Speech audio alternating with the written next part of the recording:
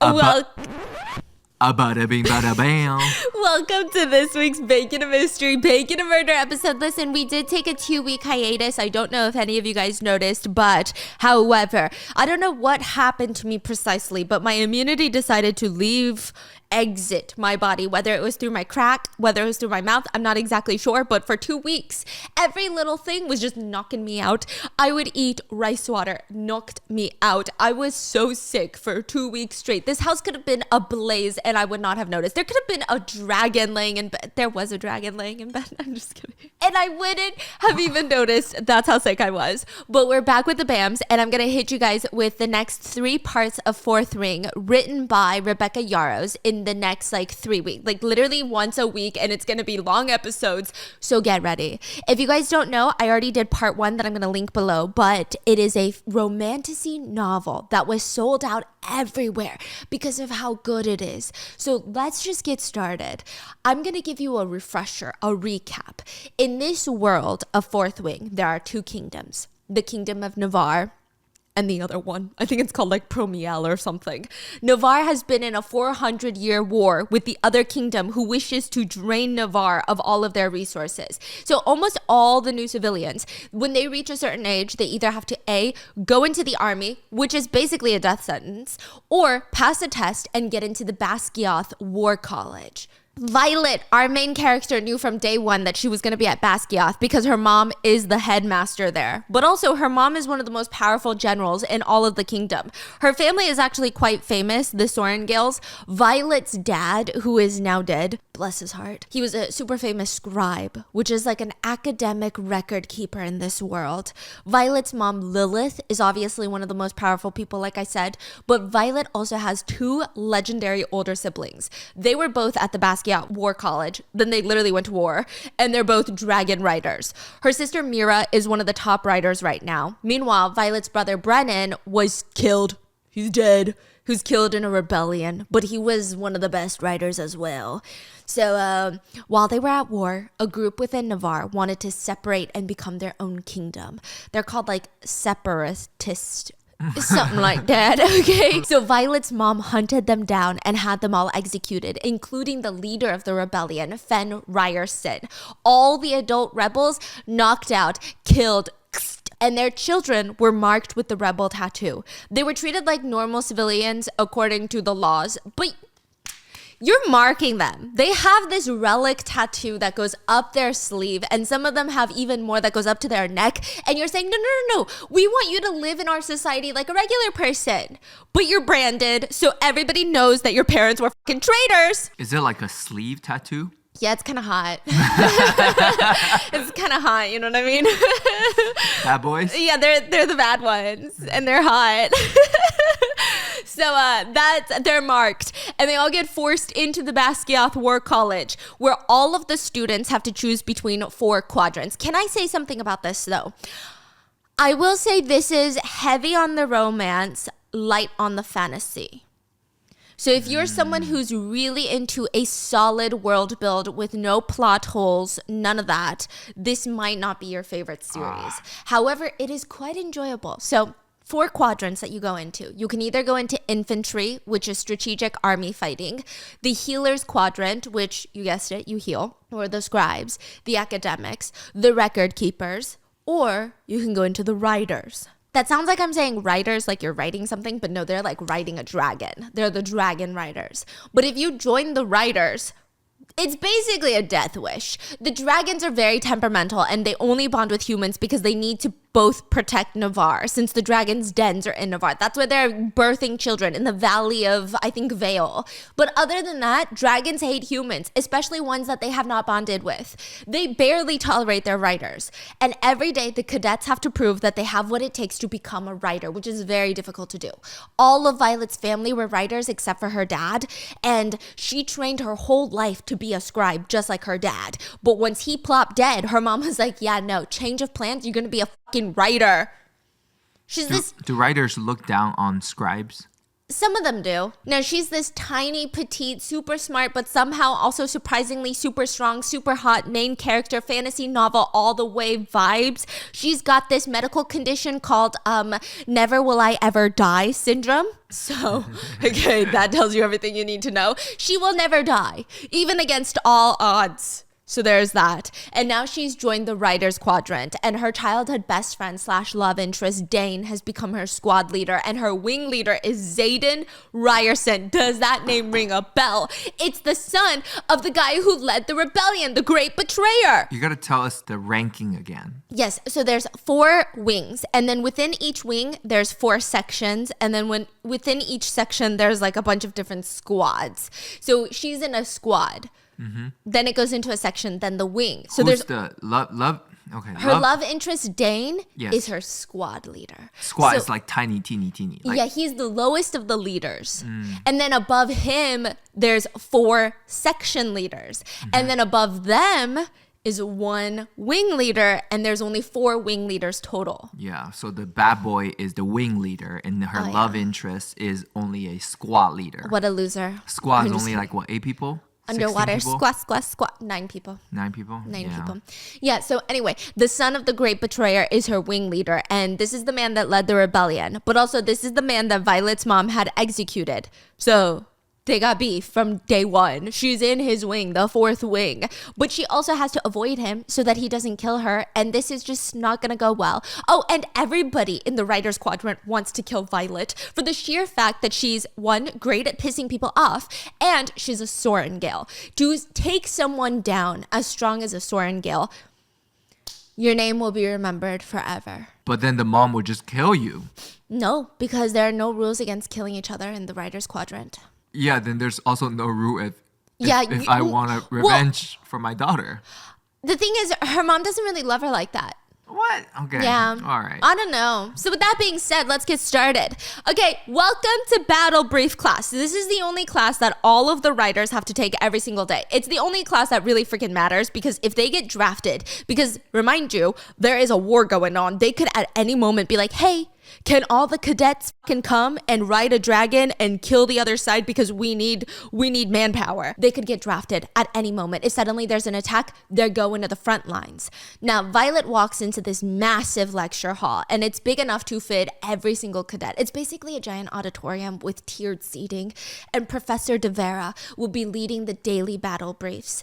She's a captain in the Navarre military, and she's got this bright purple bob hair. And so you would think, okay, Slay, so she's going to be the fun professor. No, she's not the joking kind. She just waits, staring at all the students to walk in and take their seats on the rock-hard wooden seats. And behind her is this giant 20-foot map of the continent. And it's probably the most intricate map most of the cadets have ever seen in their lives. Not Violet, though, because remember, she's the daughter of one of the highest in command for the military. Anyway, the map looks like a military strategy map. There's a bunch of pins tacked along to show where the defense posts are located, where the enemies are likely laying in wait. Suddenly, everything feels so much more real in this room. When the giant hall is filled entirely with the students, Professor De Vera clears her throat.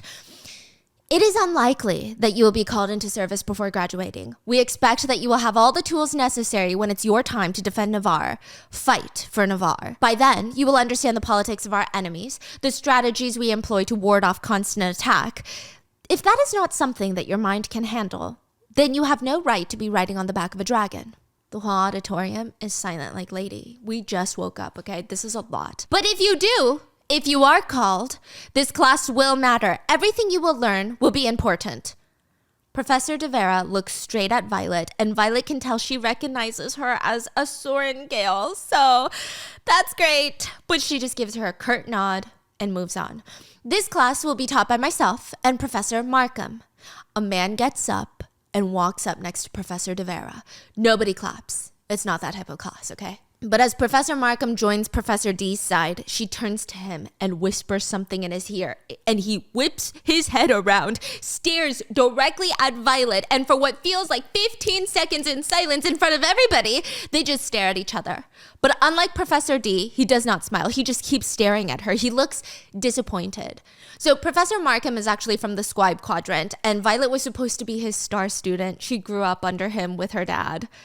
And he was so excited, and he just found out that she did not join the scribes. She joined the writer's quadrant, and probably not because she wanted to, and she's probably gonna die. So it's basically a moment of silence for her death, her impending future doom funeral. But he likes her though. He likes her. Professor Markham finally breaks his intense stare, and he clears his throat. It is on the scribes to master the past, to understand the information. Only then can we record the present events and relay information about the future. Everyone in the auditorium is still dead silent. Professor D walks over to the map and she closes her fist once. And very elegantly, one of the floating lights in the room, they're just like floating light orbs, starts coming towards her.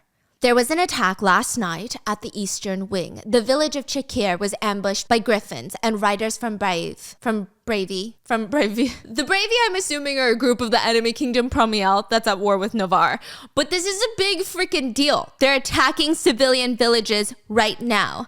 Naturally, we cannot tell you everything that has taken place since this is an ongoing matter, for security purposes, of course. But what we can say is that our protection spells, our protection wards, have faltered along the top of the Espen Mountains, allowing their group to enter Navarrian territory. So remember how the dragons bond with humans. They essentially have a contract. The magic that humans and dragons have when they bond creates this protection spell around Navarre. But they just fucking broke that shit. Or at least a little part of it. Like, you know how in Harry Potter, they do the protection spell around the school and then you can break a part of it and enter, but like the whole thing's not broken, but it's a whole thing, okay? And that is what just happened. Like, very alarming. Very, very alarming. And griffins, I don't know how they're pronounced. There's a lot of words in this one, okay? Griffins are half eagle, half lion-like creatures. They're not as large as many dragons. They're maybe like 7 feet tall. They've got these massive long beaks like an eagle. But imagine that, an eagle's face on a lion's body, paws and everything, fucking lion's mane and everything, eagle face, and then eagle wings, all in 7 feet tall. They're terrifying. They're not quite as powerful as dragons, but deadly. They're incredibly deadly. All of the cadets are either staring down at the floor or they're shaking their heads because, this is the first attack in 400 years during the war that Promiel has been able to get into Navarre. This is a big deal. 37 civilians were killed in the attack. The Eastern Wing riders arrived about an hour later and pushed the Promiels out. But we are not telling you this to ruin your day.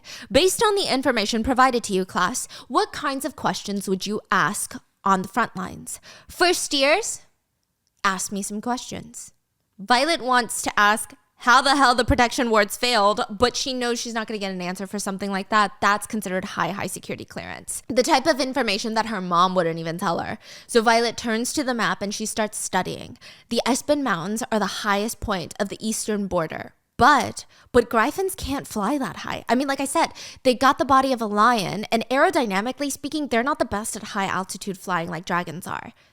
Come on, first years, you must have some critical thinking skills. Anybody have a question? One of the first years asked the question that everybody was too scared to ask. Is this the first time our wards have failed? No. Everyone in the class goes quiet because they didn't know this information. Okay, dead quiet. Well, how often do they? That's above your pay grade, cadet. Next question. Bro, you told me to ask questions. Like, how are you gonna piss on my question? Another first year blurts out, how many in the Eastern Wing died? 1 injured dragon, 1 dead rider. Why do you ask? AKA, are you scared to die first year? Because if that's the case, this isn't the quadrant for you. There's a reason riders have the lowest lifespans in all the military forces. But you told me to ask questions. I did what you were asked. Now you're dissing me. Why? You're taking this personally. Yeah, because she's weird. In the first year, it's like, oh, I was just trying to see if they needed reinforcements from the other wings. Violet turns to Rhiannon, which is, remember, her only friend in the whole place. Remember, Violet saved her on the bridge because they traded shoes with each other. They're besties, and they better not freaking kill each other. Violet turns to Rhiannon. Ask what altitude the village was at. What? Hurry, just ask. The village, what altitude was it? Professor D looks impressed, but Professor Markham answers the question. A little less than 10,000 feet. Why do you ask? Just seemed a little high for a planned attack with Gryphons. Professor D smiles. It is a little high. Violet Sorengale, why don't you tell me why that's a problem? And maybe next time you can even ask your own questions. Every head whips in their direction. If they didn't know that she was a Sorengale till now everybody in the whole quadrant knows, okay? It's an illogical attack. Griffins are weak in that high altitude, meaning that they would have only attacked if they knew the protection wards would fail. And the village is about an hour's flight away from our nearest outpost. Why would they attack a random village? Professor D suppresses a smile.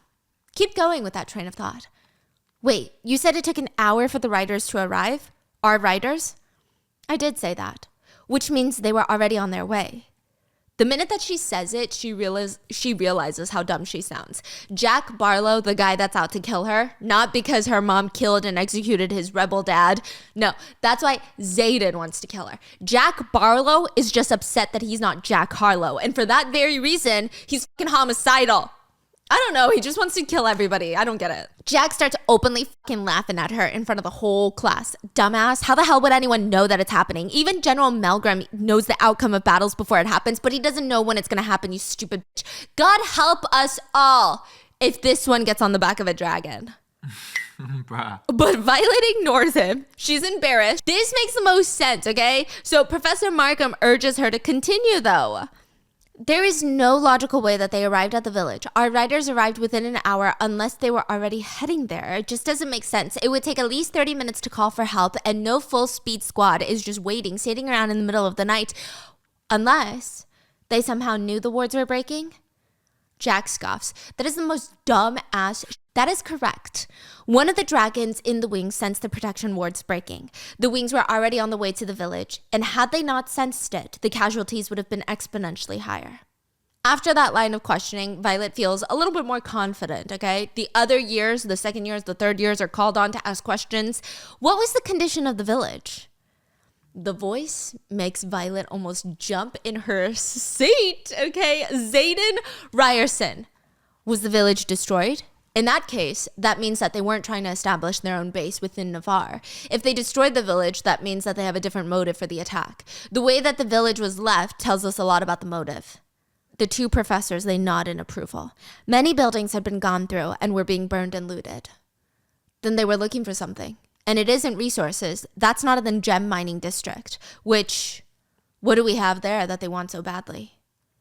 Professor De Vera nods. That is the question here, isn't it? And that is why you are a wing leader, Ryerson. You need more than just brute strength to be a good rider. You need to think, class. A first year is squirming in their seat. So what's the answer? What do we have there in that village? We don't know.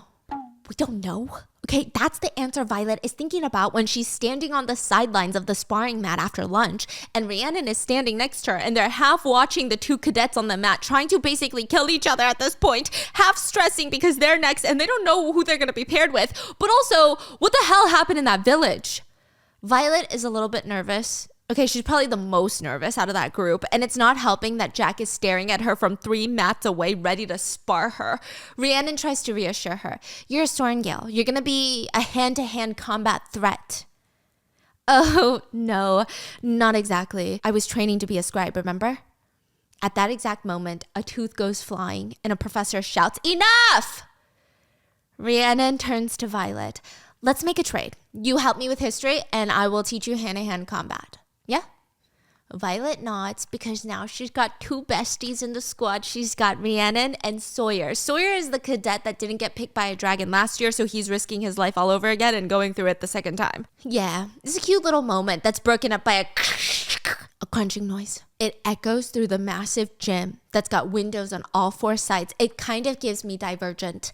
The 20 mats are lined up next to each other and they whip their heads around. The first year that Jack Barlow is sparring is limp in his arms. Jack smirks, he releases his grip, and the kid flops to the ground in a very unnatural pose. How was I supposed to know that his neck was so weak? Jack, He's dead. Jack killed someone? He did. Wow. Violet is sweating, but the professor points at her. Then he points at another girl with the rebellion tattoo up her arm. She's got bright pink hair and a smirk that you 1000% cannot punch off her freaking face, okay? You and you on the mat, go. Violet is fucked. The girl looks ripped. She's also a foot taller than her, so that's great. They get onto the mat. Sorengale, huh? The way she says Violet's last name, she is not a fan. That's for sure, okay? She's not a fangirly. The silver hair gave it away. The battle class confirmed it. If you were smart, you would have dyed your hair. Silver-haired freak. Why would I hide who my mother is? I'm proud of her service to protect our lands from the enemies within. A dig at her rebel tattoo. Violet girlie, what are you doing? You're about to be turned into a human pretzel. Like, why? Just be quiet. Do a little tap out on the mat and hope that nobody calls you a giant weenie baby. That's the best plan. But maybe she's got other plans. Violet says that her mom always taught her the minute somebody has hate in their head when they enter a fight is the minute they lose. They become emotional, not logical, not strategic. They become messy. And it's working. But because the pink-haired girl screams, "Your mom killed my whole fucking family, you bitch!" And she just starts going at it, flinging punches. Her arms are just swinging around. Violet is dodging all of them because they're not strategic. It's messy. The pink-haired girl is clearly emotional. Violet's getting dizzy from all the swerving that she's doing, but the next thing she knows, she's knocked down on the ground. And Dane is screaming, "Imogen, you are not allowed to use your powers on the sparring ring." Violet looks down and sees something shiny, a dagger, and it's headed straight for her heart. But it just bounces off because her sister Mira had gifted her a bulletproof vest, basically, made out of dragon scale. And it saved her life for the 100th time in the past 48 hours. So people need to just stop trying to stab her right now. They need to, I don't know, slit her throat. Imogen looks confused when she looks down at her knife and it's just boinking off of her chest. Like, what the fuck are you made out of? Rubber? Okay? So she's confused, and Violet uses this as a time to punch her square in the face, roll out from underneath her. But Imogen is here for blood. Literally. That's the pink-haired girl's name, by the way, Imogen, right? She gets up. Her eyes look homicidal. Murder on her mind. She lunges for Violet, throws her down. She's got her knee digging into Violet's back. And her arm, she's pulling Violet's arm all the way back, like MMA fight style. Everybody's screaming at Violet to yield. Tap out. Dane, everybody on the sidelines. But she can't yield because this is her first match. What's that going to say about her, that she's the weak link? Guess what happens to weak links? They get killed. Finally, the professor yields for her. Enough. Violet yields. Imogen, you win. The match is over, but the sound echoes through the gym. The sound of a bone crunching. Violet's arm. After Violet taps out, Imogen breaks her arm because she hates her that much. Yeah, Violet is in and out of consciousness in Dane's big, chunky, muscular arms, and he's just bobbing her back and forth while running full speed towards the stone bridge, straight into the healer's quadrant. She looks up at him, and he's so focused on getting her there as quickly as possible. And she's like, "You know, everyone knows now." He's not looking at her. "They saw you freak out when..." "I'm fine. I didn't freak out. You screamed. You ran to me, lifted me up off the mat, and then carried me out there like I'm someone to you. You are someone to me." Which, remember, Dane's dad is the right-hand advisor to Violet's mom. So these two are like childhood friends. And I have a sneaking suspicion that they want a fork. Like, really badly. Who wants a fork? Dane and Violet. Yeah. I thought we know this. Yeah. We know this. But it's they want a fork, but they're not going to fork because the squad leader and the squad people are not supposed to be forking, and everybody knows that. Dane slams the door to the healer's quadrant, and a woman named Winifred rushes to his side. Another writer is in. "You writer, Violet? Hello?" Winifred rushes them to an empty bed, and Violet looks at all the other beds that are filled with cadets in black clothing because they're all writers. Of course they are. They all need healing. Which, let me give you a quick breakdown. There's two types of healers, a healer and a mender. Healers are kind of like your pharmacist or your doctors. They heal you using medical training and concoctions that they have studied and have been proven to work. Healers can save your life. Menders, they have magical powers that can make things back to your original condition. They can make something as simple as a torn up piece of paper, mend it back to a full sheet again. Or broken ligaments, mend it back. Or a broken shoulder bone, mend it back. One is born and given a magical power to mend, and the other one just kind of learns how to heal, right? So one has magic, the other one just Precisely. doctor. It's just kind of smart. Yeah. So Brennan, Violet's dead brother, was one of the legendary riders of all time. He's dead now, but his power was also mending. You can be a rider. Most of the menders are riders. So basically, the riders mainly get powers siphoned from their dragons. Yeah.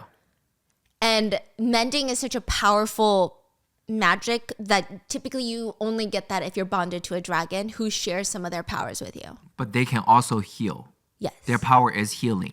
Yes. So, but they're not part of the healer quadrant. No, a lot of them will eventually join the healer's quadrant, though. Oh, so rider also will be a healer. Yes. Yeah. Riders can basically do whatever the they want once they graduate as riders. Yeah.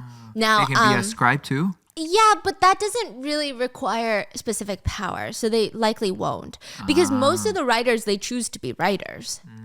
You know, they're not, if they wanted to be a scribe, they would have just been a scribe, except for Violet. I see. Who wanted to be a scribe. Anyway, Winifred, the healer, turns to another woman and orders her to fetch her husband, Nolan. Winifred and Nolan have been a part of Violet's life for as long as she can remember, since she's basically been ill and injured every other day of her life. They are the best healers out there. They're also an older married couple, maybe in their 50s or 60s, and Winifred is the best healer. Nolan is the best mender there is. Winifred tells the other healer to fetch her husband, the mender, okay? But Dane is freaking out. No, you can't, please! Weird. Why can't she? Winifred just ignores the shit out of him, and the other woman is conflicted whether she should listen to her boss Winifred or the dragon rider who looks like he's trying to kill her. Helen, meet Violet Sorengale. If Nolan finds out that a Sorengale needed mending and he was not called, well, you can explain yourself to Nolan and to Violet's mother on a later date. With that, Helen runs off because all Winifred needed to say was Sorengale. The woman's already out the freaking door fetching Nolan. Meanwhile, Winifred is pushing a liquid down her throat, down Violet's throat, drugs. So she's gonna feel real good after taking these drugs. If Dane was not such a freaking buzzkill, he's on the side freaking yapping away. You cannot let him mend her. Please, you have to. This is our only chance right now. It's been a day. She can still join the scribes. I saw the way Professor Markham was disappointed to see her in our quadrant. We can patch her up, tell everybody that she's too injured to continue in the writing quadrant. Violet is about to argue when the curtain swings open and Nolan the mender is standing there. Violet is so happy to see Nolan. Not that they're usually besties or anything like that, but honestly, life is great. She's drugged up. She's having a good time. Nolan! I would wave, but I think I'm out of commission right now. But I do have another arm I could wave with, huh? Nolan nods and Dane is up his ass too. I'm her squad leader and she's going to be transferring to the scribes after this. Violet ignores him and tells Nolan that the girl Imogen, the one that broke her arm, her mom was a separatist, a rebel, and she was mad at her, obviously, for being a Sorengale. Honestly, no hard feelings. She gets it. It happens. Meanwhile, Dane is still on the side trying to convince Violet to go to the scribes, but she cannot. She can't leave the writers because her mom's just going to throw her back in there, and then she's going to be an even bigger target because you tried to quit. You're a quitter. You're a loser. Nolan sends off Dane back to the writers because, well, one, if this wasn't Violet and Violet didn't mean anything to Dane, he would have just dropped her off on the bed and hoped that she lives and went back to the quadrant. He cannot treat Violet any differently. And two, he's distracting Violet.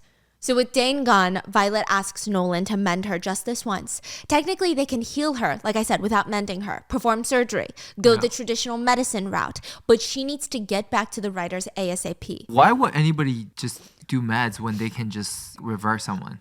Mending is just as painful as the original injury. Yeah. But it's quick. You're going to heal faster. It's still going to take some time to heal. But it's just as painful, if not maybe more painful than the original injury itself. Got it. Yeah, I mean, that's the biggest downside. But it's the only way. Even with the drugs, Violet screams out loud when Nolan begins mending until everything goes black and she passes out. A blue fucking sling. They didn't have any other color? So much for not drawing attention to herself, okay? Violet's walking back to her barracks where Rhiannon is there to help her get her ready for bed. You know you're the only friend that I have in here. So I guess it would be very nice, Violet, if, you don't die.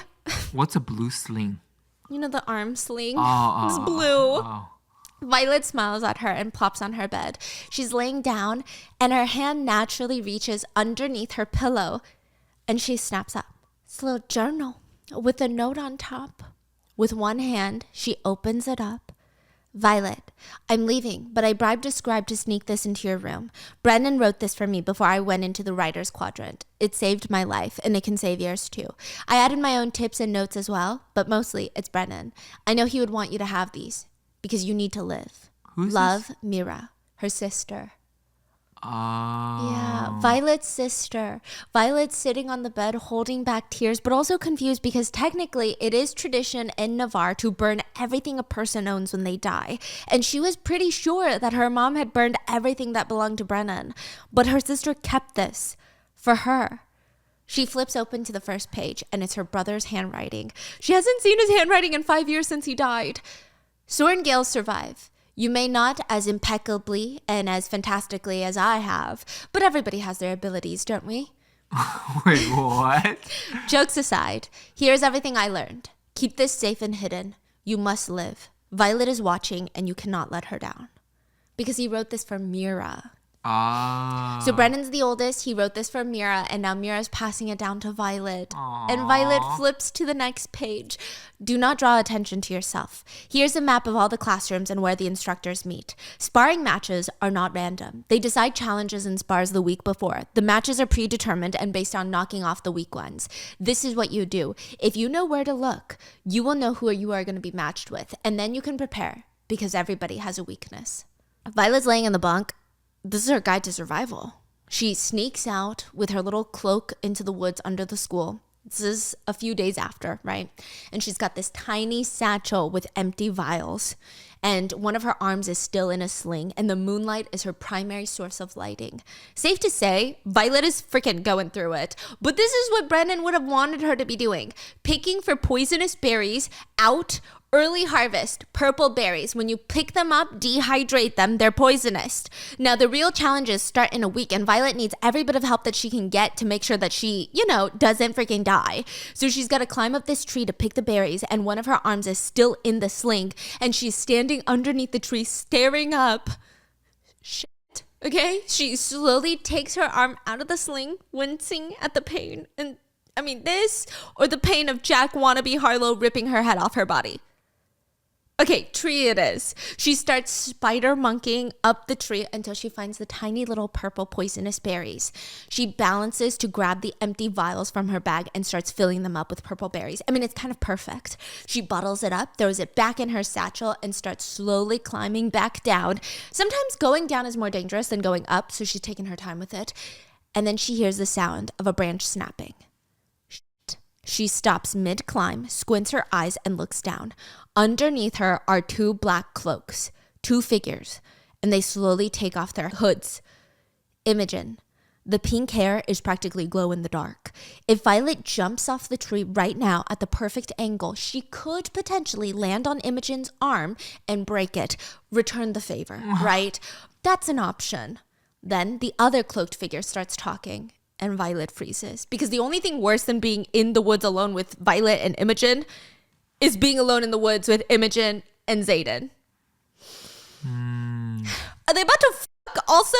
Obviously that's not what matters right now, but what if they do? Violet is oddly curious. They don't see her up there? No. Yeah. She's going to be climbing a lot of trees and overhearing a lot of conversations. But I never knew that she was good at climbing trees to begin with, okay? Wait, so she's there picking poison berries because? To disable her next opponent for the challenges. Oh, so her brother told her. In the middle of the fight, she'd be like, eat this. No, she's probably going to give it to them sneaky. Ahead of time, and they were going to be diarrheaing. Correct. All over the mat. So smart. Exactly. She's wondering, is this the type of girl that Xaden usually goes for? And so she slowly climbs down a few more branches to be able to hear them. And she starts freaking out when she sees a whole group of cloaked figures emerging from the trees. Holy fucking shit. They all have rebel tattoos. Their parents were all rebels, which means they're meeting with each other. The law states very clearly if more than 3 separatist kids meet with each other in a group in private, it would basically be considered conspiring against Navarre. And the punishment for that would be capital death with a capital D. And right now, if Violet's math is correct, there's 24 of them gathered. What the fuck are they about to plan or plot? Violet gets closer and she starts listening. She recognizes one of the girls as a first year that sleeps like 3 bunks down from her. And they're talking about tutoring sessions.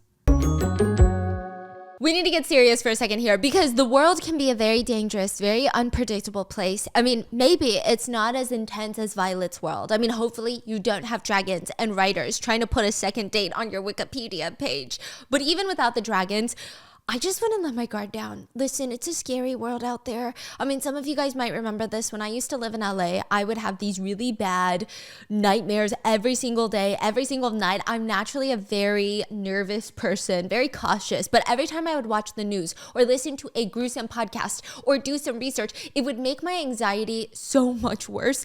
And because of that, I was genuinely living in fear of something bad happening to me or my family every waking second of every moment of my existence. And I really wish that I knew about Simply Safe home security because it would have just saved me from so many restless nights. These days, if I hear a noise in the middle of the night and my security system is not going off, I go right back to bed. Listen, I have my husband investigate, but I go back to bed because Simply Safe is one of the most trusted home security systems in the United States. It was named Best Home Security Systems 2024 by the US News and World Report. It is the full package with sensors to detect break-ins, fires, floods, because it's not always break-ins. Sometimes it could just be a fire, and a variety of other indoor and outdoor cameras. Plus, it's backed by 24/7 professional monitoring for less than $1 a day. There's even a 60-day money-back guarantee, so you're literally playing it safe in every possible way. Simply Safe has given me and many of my listeners real peace of mind. I want you to have it too. Get 20% off any new Simply Safe system when you sign up for Fast Protect monitoring. Just visit simplysafe.com/baking. That's simplysafe.com/baking. There's no safe like Simply Safe. We're almost halfway through 2024. Listen, I don't want to talk about it because that's just kind of crazy, but that means it's almost summertime. And the only thing that can make Hot Girl Summer better is a Hot Girl bank account. That is why I've been using Chime to build my credit score. Chime has a secured credit builder Visa credit card that lets you easily build credit with everyday purchases. And if your credit scores grow, so could your opportunities for lower rates on loans, like for a car or one day a home. The best part about Chime is that there are no annual fees, interest, or credit checks to apply. You can build credit with your own money, and you can use your Chime Visa card anywhere where Visa credit cards are accepted. It's so easy and convenient. You can use the Chime app to quickly find an ATM near you that accepts the card. There's over like 60,000 eligible ATMs, so it's never an issue. And speaking of the Chime app, you can also use it to send and receive money, and the other person doesn't even need to be a Chime member. So if you want to give your bank account a glow up this summer, I recommend Chime. With Chime Secure Credit Card, you can start improving your credit scores right away. Get started today at chime.com/baking. That's chime.com/baking. Chime feels like progress. The Chime Credit Builder Visa Credit Card is issued by the Bancorp Bank NA or Stripe Bank NA, members FDIC. Spot me eligibility requirements and overdraft limits apply. Out-of-network ATM withdrawal and OTC advance fees may apply. Terms and conditions apply. Go to chime.com/disclosures for details. Xaden tells them the odds are stacked against them. Everyone in the unit wants to find a reason to call the marked ones a traitor or trick you into failing so that they can kill you. Nobody cares when a separatist kid dies, and nobody cares that all of them are forced into the writer's quadrant with basically a death sentence regardless of their wants or talents. Some of them could have been really good scribes, but it doesn't matter. Xaden is delegating tutoring sessions for the first years when Imogen interrupts. But let's cut to the only thing that really matters right now. When do we get to fucking kill Violet Sorengale? Xaden pauses. She's mine to handle. Her mother killed our parents. Another writer speaks up. Exactly. Her mother, not Violet. Punishing children for their parents' actions is exactly what Navarians do, not us. They start arguing and how they want to kill her or when they want to kill her. And Violet is just up there like, excuse me, is this fucking play about me right now? But Xaden interrupts. Her brother was killed. She's got just as much reason to hate us as we hate her. And I'm going to say this once more. She is mine to handle. Does anyone have any objections? Everybody goes silent. So why he say that right there? You think he likes her? No. Oh, he wants to kill her? Yeah. You sure about that? No. No, of course not.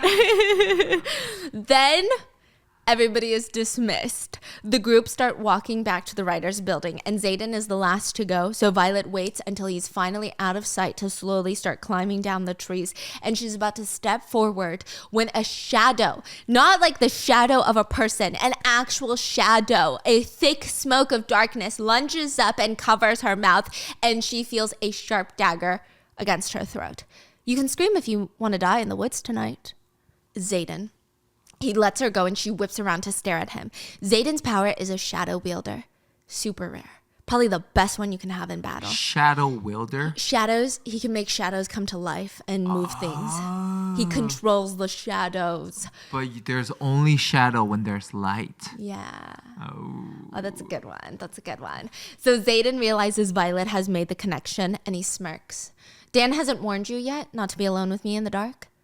Violet knows she's gonna die, but also she might as well draw some blood first. She grabs both of her daggers, chucks them at the tree behind Xaden, which makes him chuckle until she tells him to lean back, and sure enough, she did not miss. She aimed for the trees right behind his head.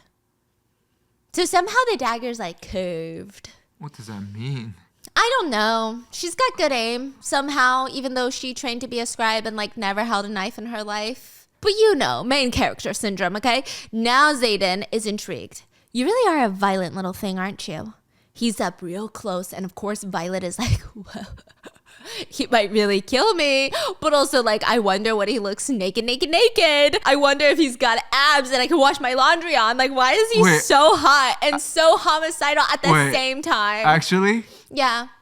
What? Yeah. Can be serious. Yeah, and Xaden's all like, are you going to tell anyone what you saw tonight? Violet is honest. No? I mean, she might have if they were planning or plotting something against Navarre, but Xander basically assembled all of these kids so that he could just help them stay alive. Is that something that really warrants death? Why wouldn't you tell? It's illegal for us to gather in groups larger than 3. So go, run off to little mommy and precious Dane and tell them what we've been doing in the woods. I don't see why you deserve to die for helping. Interesting. Let's see if you're honest, Orangel. And if you are, that means I owe you.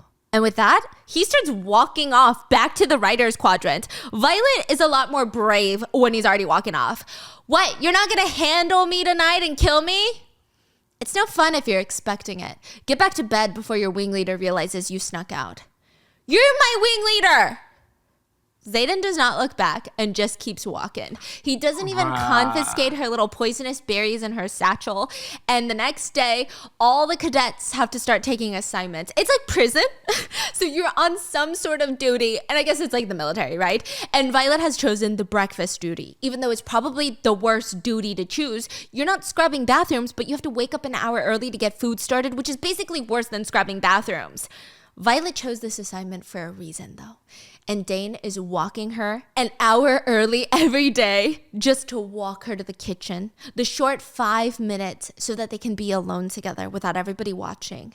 And of course, on these walks, he's too busy telling Violet that first of all, it's not too late to join the scribes. Of course not. No. Okay. And 2, stay away from Jack Barlow. He's on one of these long-winded protective rants when they both run into Rhiannon and Tara, basically hiding in the dorm rooms doing it. So there's that. Good for her. Wait, who? Yeah, Rhiannon and Tara. Who's Tara? She was there the first day, but then she disappeared, and then now she's forking Rhiannon. Who's Rhiannon? Rhiannon is her best friend. Oh, okay. Gosh. So Dane, being the squad leader, is trying to scold them, but it's a very half-assed attempt. We have curfew for a reason, cadets.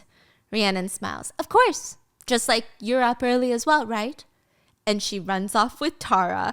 Violet cannot help but smile. Dane, on the other hand, is distressed. I didn't think monitoring the sex lives of first years was going to be a squad leader's duties. I'm sure you were the same when you were a first year. And you're a first year now. Does that mean, is that what... Dane, are you asking me about my sex life right now? No, of course not. I didn't even know that there was a sex life to ask about right now. Is there a sex... Oh, well, since you're asking, it's none of your business. She shoots him a cute little, I'm just a girl smile. And Dane is trying to collect his thoughts. He's like one-track-minded guy. Like, what can he say? He clears his throat. Are you ready for the challenges today? Yeah, everything's gonna be fine, okay? But he doesn't believe her because honestly, can you blame the guy? She did shatter her shoulder the last time she tried fighting somebody. But this time, she's got a secret weapon up her sleeve in a tiny little glass vial. Funnily berries, dehydrated, pulverized into a thin invisible powder ready to be spread over Orin Seifried's eggs, her opponent in today's challenge. Now she'd be ready. So after breakfast service, Violet rushes to her first class with Professor Kaori. Professor Kaori is an illusionist, which is his power that he's gotten from his dragon. It's again a very rare power, but whatever he imagines in his mind, he can make come to life, project it like a hologram for everyone to see what he's thinking. And right now, there's a giant red scorpion tail hovering over the classroom. A dragon, not a real one, but an illusion. Professor's illusion. Professor K's illusion. Red scorpion tails are quite temperamental. So if you are to upset them, you're basically lunch. Someone screams from the class. What would be the best approach for a scorpion tail? Anybody? Okay, well, from the left and from the front if possible. You never want to come up behind a scorpion tail. While Professor K switches the illusion to the next dragon, Rhiannon asks the pressing, very important question. Wait, how many dragons will be available to bond during threshing this year? 100 this year. That is if they decide you lot are worthy of bonding with. So, side note, threshing is when the dragons will decide if they pick a human to bond with. You can kill other cadets during threshing to impress a dragon, or if you guys are fighting over the same dragon, you can literally kill someone for no reason. A dragon could kill you for no fucking reason other than, I don't know, your fish food. But 2 weeks before threshing, there's also something called a presentation, where it's about 2 months from today. Yeah, it's about 2 months from today.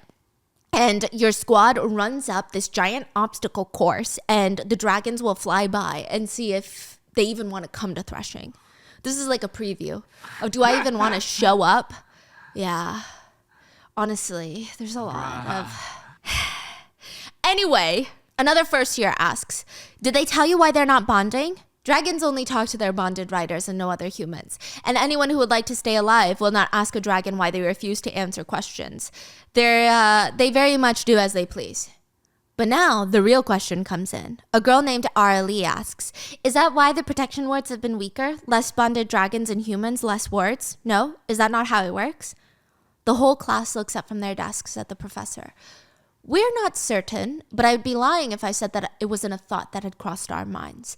But from what we know so far, the number of bonds between dragons and riders have typically never affected the wards. The illusion in the lecture hall turns to a navy blue dragon, the one bonded to Xaden. There will be no concern of blue dragon danger this threshing, as none of them are willing to bond. But you should learn to recognize Sigale if you are to run into her. This is Xaden's blue daggertail, the rarest of the blues. If you see a blue daggertail without their bonded rider, it is best practice to, well, don't let that happen. Another year finishes the sentence. So if you see a blue dragon, just run. The chances of running into one are slim to none. Most of them are in the Espen Mountains, where the war is the most intense. Blue daggertails are amongst the most powerful dragons, but amongst them, Sigale is unmatched. She is a force to be reckoned with, and she is Xaden's bonded dragon. Violet is sitting there thinking, well, okay, that explains it. Makes sense. Xaden can wield shadows. Typically, the more powerful the dragon, the more powerful the power the rider inherits. Jack smirks. What about the black dragon? There's a black dragon that's unbonded, is there not? I want the black one. The illusion turns into a giant black dragon, much larger than the blue dragon and probably more terrifying. Black dragons are the rarest. There's only 2 of them right now that the humans know of. The first one belongs to General Melgren, the general that can see the outcome of battles, okay? That's one. And then the other one is unbonded. Wait, General Melgren is the top. Okay. Top. They are the smartest of the dragons, rarest too. There hasn't even been a single black dragon born in the past 100 years. Jack's basically got a bonbon in his pants, okay? I bet the power he gives the rider are unmatched. How do you approach a black dragon then, huh? The last thing anybody needs is somebody like Jack Barlow having one of the most powerful dragons. That would be hell. You do not approach a black dragon, if you wish to survive, that is. There is only one unbonded black dragon, and he has not agreed to bond since his previous rider died. Jack is all, yeah, but if I can ask though, if let's say he wants to bond because we're so worthy, aka me, what kind of powers can he give his rider? Jack, the ever greedy, the professor stops him. Signet powers are a result of both rider and dragon. Sometimes the powers say more about the rider than the dragon. It is certain that the more powerful the dragon, the stronger the signet power, but in terms of what the power is, depends more on the rider. Well, what was the previous rider's power? Siphoning. Siphoning power was his power. He could siphon power from other dragons and other riders, use it or redistribute it to those he so wished. Wait, what does that mean? That means he had all the powers, basically. If That's you a were cheat code. What do you mean? Yeah. Then how did the rider die in the uprising? Professor K stares at Violet, and finally he tears his eyes off of her, which is weird. Resurrection is not a power that can be given to any rider. It does not exist. It is not a power that can be used. Neolin, the previous rider, tried to resurrect another rider on the field, but since he was trying to siphon a power that does not exist, he burned himself out. Professor K continues teaching, but he refuses to look at Violet after that. Interesting. So when all the other students shuffle out of class, she walks up to him, and he knows why she's staying behind. It was my brother, wasn't it? The other rider that Neolin tried to resurrect? Yes. Why? Why would Neolin give up his life to try and save my brother, even though he and we all know that resurrection is not a power? Surely he's not too dumb. Professor K looks uncomfortable. I imagine it's not easy being a Sorrengail in this building, but outside of this school, being a Sorrengail is everything. Every single person in your wing will do everything to keep you alive, not because they are commanded to, and not because they like you, but because you are the daughter of one of the most feared generals in Navarre. Either out of fear or wanting a favor from your mother in return, they will do whatever it takes to keep you alive. It seems that is what happened with your brother. And as for knowing resurrection is impossible, sometimes if a rider has too much power, they cannot accept the fact that there are limitations to that. Dang, that was deep. Violet nods. Thank you for letting me know. She's about to turn and leave, but Professor K stops her. Violet, I knew both Brennan and Mira quite well. Your brother was a good man, and your sister shrewd and gifted. But you're more cunning than both of them. Smarter. Violet is silent. Yeah, that never happens. Nobody ever says that she's better than either of her legendary siblings. Are you freaking kidding me? Like, imagine your brother is Iron Man and someone is like, hey, you, rando, you're cooler than Iron Man. Get the fork out of here. Jeez Louise, okay? Thank you, Professor K, but Smart isn't going to get a dragon to bond with me. Dragons bond with humans for reasons they will never divulge with us. Sometimes it's puzzling, sometimes we can't understand it, but it's not at all about physical strength. There's quite more to it. Violet smiles and nods because none of that is gonna matter if her little berry powder doesn't work because she's about to go fight Orin. While everybody is waiting for their turn, Dan warns Violet that Orin, her match, has it out for her. He wants to kill her. He's besties with Jack Barlow and he thinks that he's gonna be doing everybody a favor. If there is a weak rider in battle, that could be the end of the war or the end of a lot of riders' lives because a weak link, they should die before becoming a rider. Jack walks over to taunt Violet before her predetermined, premeditated homicide.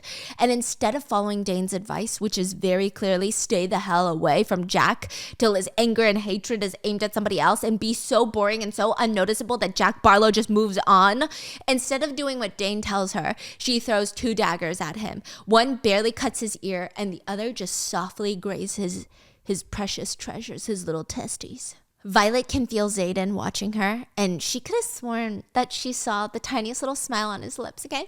But Jack is pissed. You're gonna pay for that, Sorrengail. And he walks off. Before Dane can lecture her, talk her, yap her freaking ear off, just nagging her, her name is called along with Orin. Her brother's journal was right. She knew exactly where to look, and she knew exactly who she's fighting.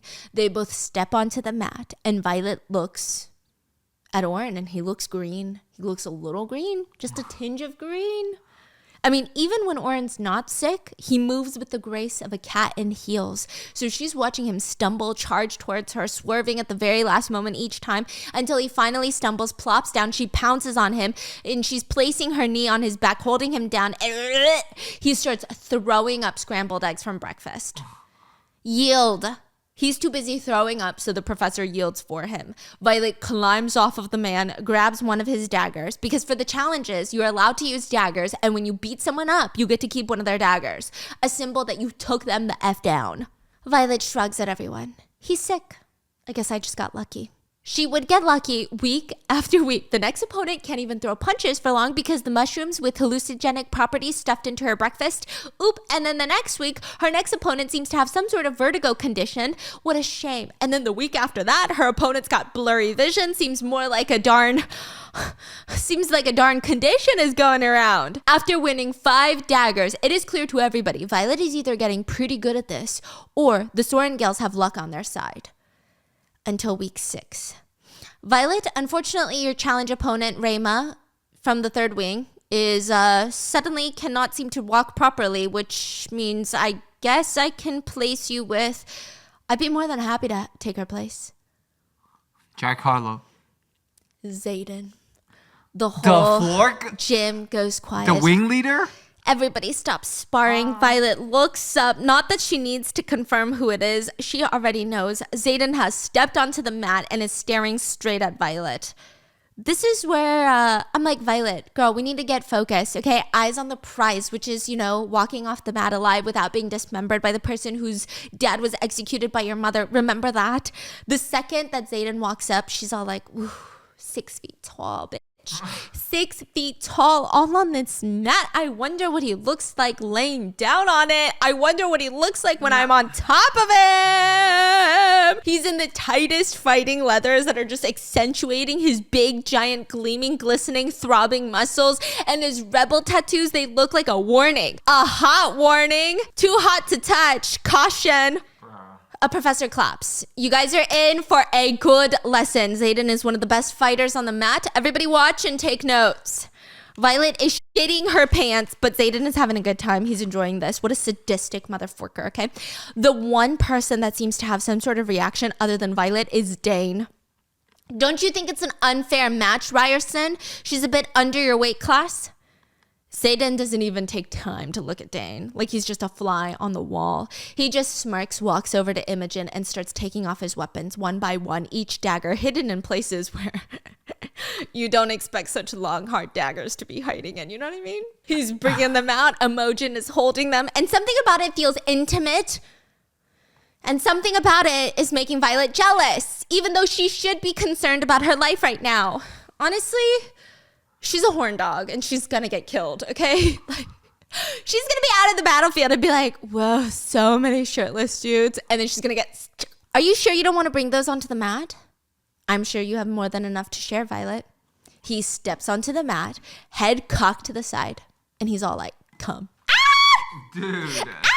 Violet Please. unsheaths a dagger and she chucks it at Zayden, but he's fast. He catches it.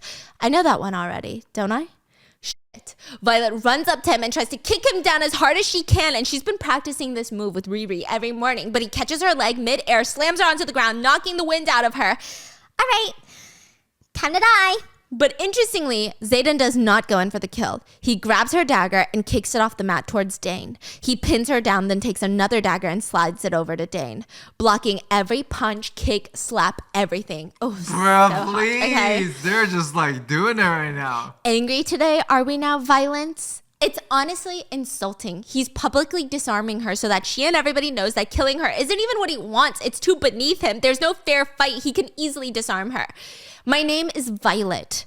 I like my name for you more. Violence. I think I'm getting too old for this. I think I'm getting too old for this. He helps her up and tells her to try again. So she runs for him again, and he takes her arm, swings it behind her, puts her own dagger up to her own neck, and now she's pressed up against his rock hard abs. You disgusting, filthy mind. Get your mind out the gutter. He disarms her, pushes her away from him. She whirls and aims straight for his throat, but he's faster and knocks her fist into the side like a little fly. Mother forker. She tries punching him again, but he grabs her by the arm and she goes flying, landing straight on her ribs, and he's on top of her now, holding her arm in place, and he leans down so that he's just inches from her face. Smart. I'll give you that. But you didn't have the time to poison my breakfast, did you? Violet stops wiggling away and she's frozen now. You're going to get yourself killed if you don't test yourself in here. You're never going to get better. Well, wouldn't you love to see me get slaughtered on the mat and deny myself the joy of being in your presence? She's pissed. She tells him, I fucking hate you. He smirks, releases her, kicks another dagger towards Dane. And in the meantime, Violet gets up, kicks him from behind the knees, and he goes down like a massive oak tree, just dump trucking down. She pounces to put him in a headlock, but he rolls her over so easily, like she's nothing but a piece of leaf falling from a tree. And again, of course, he's on top of her, basically dry humping her in the middle of the gym. It's a lot. They're staring into each other's eyes. Everybody is watching. His onyx eyes are just a few inches from her, and her lips are so close to his. They're practically touching, and Violet hates herself for this, but her body is reacting to him because he's so fucking hot. Violet is gonna get herself killed because she can't stop wanting to fork these homicidal men. You're not training well. You're small. The bigger moves that you're doing with your body are only gonna hurt you when you're not big enough for them. He takes Violet's hand in front of everyone and starts guiding her hands around his back. She's got a dagger in her hands, by the way. And he is guiding that dagger up and down his side. The ribs, kidneys from this angle, all would have been good viable options. Wait, what's going on? He's like flirting now? Yeah. And like Violet's got the survival skills of a potato because she could stab him right now, get it over with. But she's like, I wonder what his wee-wee looks like. Girl, if you don't. Do you understand? Violet nods. You can't poison every enemy. Besides, I've met better poison masters. They stare at each other before Dane clears his throat and anger is seething from his voice. I think you've taught her enough today, Wing Leader Ryerson. But now, of course, Xander isn't going to get up off of Violet. He's staring her in the eyes. He's quite protective, isn't he? He cares. Well, he's hurting you. You need to learn not to be babied. Then slowly, Xaden moves her dagger, grips her hand back to her ribs where her sheath is and places it back inside the sheath. And Violet is about to bust at this point. I feel like she's a BDSM girly. She's really into it. And with that, Xaden gets up and just walks away from the mat, leaving Violet scrambling to get up and grab her weapon. She's all mind-boggled. Her mind is a mess. She's like, oh my God, what just happened? She has no survival skills. That night, Dane sneaks into her room to massage her. Just a massage. Dane is not a homicidal. What is going on right now? Yeah, Dane is not a homicidal maniac, so obviously Violet's not that into it, but it's okay. Briefly, Violet asks if Xaden is planning something. Like, what if he's trying to become the strongest rider so that he can betray Navarre like his dad did?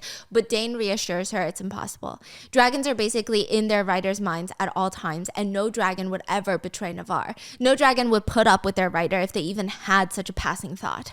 So no, that's not Xaden's master plan. He's loyal to Navarre. But as he's massaging her neck, Dane does admit he went behind her back and told the scribe Professor Markham that Violet is being targeted. He said he's willing to take you in right now. Once you've been inducted as a scribe, there's nothing that can take you out. Not even your mom. That's the rules. We can just hide it from her until then, till the end of the semester. And Violet, I know. I've seen what's been going on. Orin has been slamming you up against the walls. And don't think that Riri didn't tell me that she found dead flowers in your bed. Yeah, dead flowers. What a scary threat. I know they were mutilated violets. Yeah, so what? That's a threat. Mutilated violets?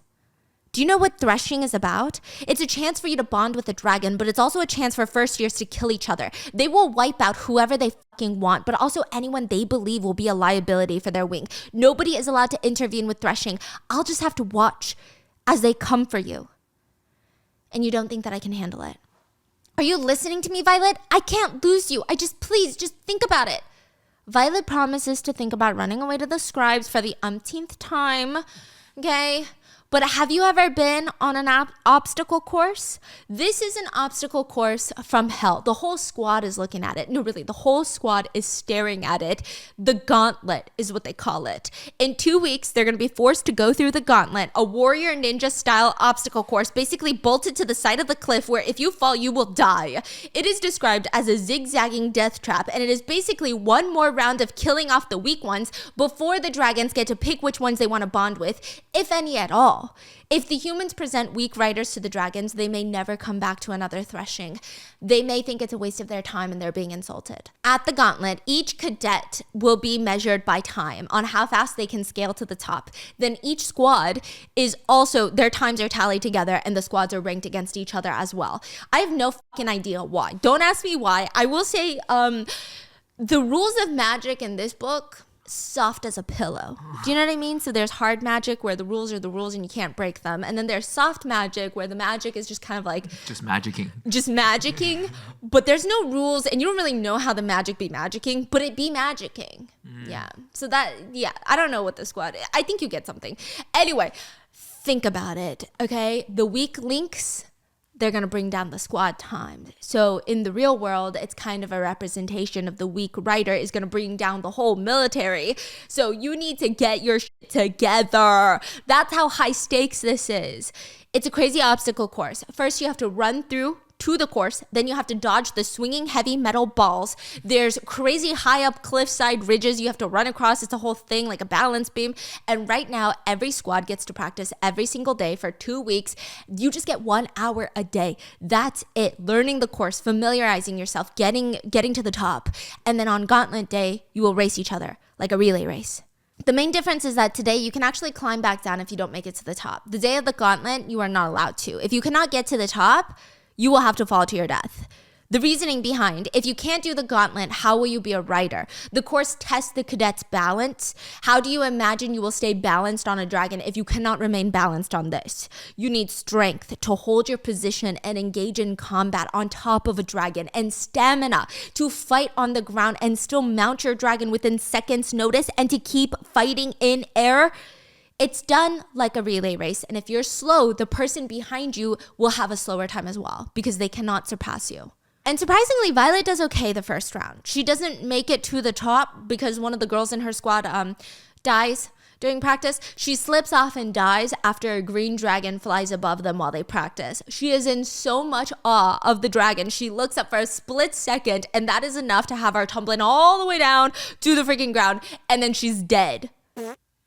So that night, Violet sneaks out again after curfew after losing one of her own squad mates. The first of their squad. They were the only squad that hadn't lost a squad mate until now, so boo-hoo. She sneaks out.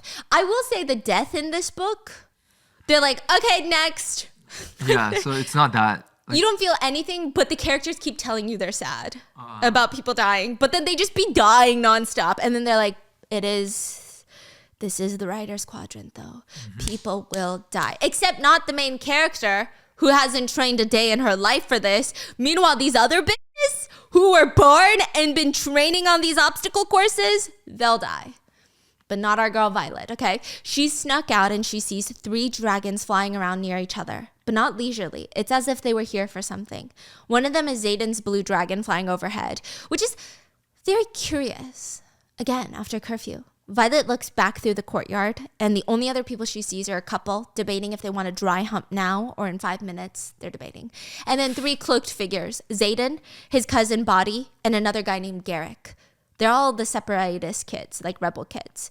Xaden's cousin turns to him. But we have to do something. We're doing everything we can. Now go inside. Wait, why? Did something happen? Go inside. So Xaden can sense that Violet is listening. He's a shadow wielder. He senses, I don't know how it works, okay?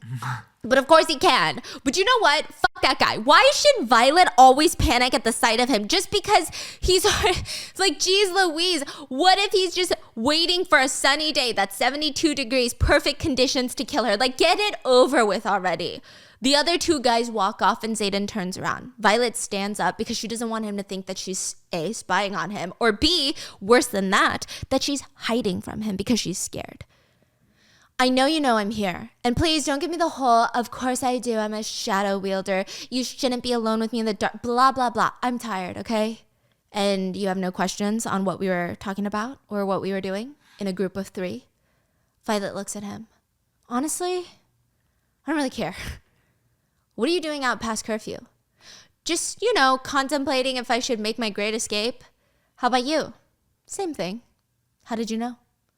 Fucking sarcastic asshole. Can you please just tell me if you're gonna off me or not? It's honestly starting to piss me off, this whole hee cute little dance that we've got going on. It's been fun, but I haven't decided quite yet. Well, if you could hurry up and be a bit more decisive, that'd be great.